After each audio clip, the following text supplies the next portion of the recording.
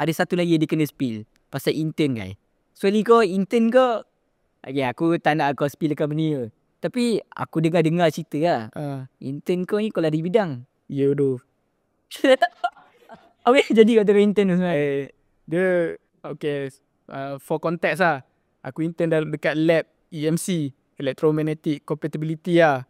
So bila fikir pun, mungkin aku dapat job programming ke apa kat sana kan. Sekali aku duduk bawah engineer mat. Engineer macam mana? Engineer, testing engineer lah. So okay, EMC ni dia bidang kau test barang electrical lah. Tapi untuk industrial ataupun retail lah. Bukan retail, consumer sorry. So dia ada banyak standard dia. Kau kena test lah. Okay, equipment kau emit electromagnetic wave according to standard ke tak apa semua kan. So benda tu aku ambil sebab aku rasa aku macam dah bosan lah dengan programming. Bukan bosan, aku just nak explore benda baru.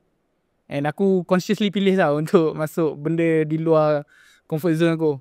Sebab comfort zone ni bahaya. Tapi kau tak takut Takut. Contoh kan, kau cakap kau gebang dia, okay, kau terima, kau cakap kau boleh buat kerja, tiba-tiba sampai kau tak boleh buat.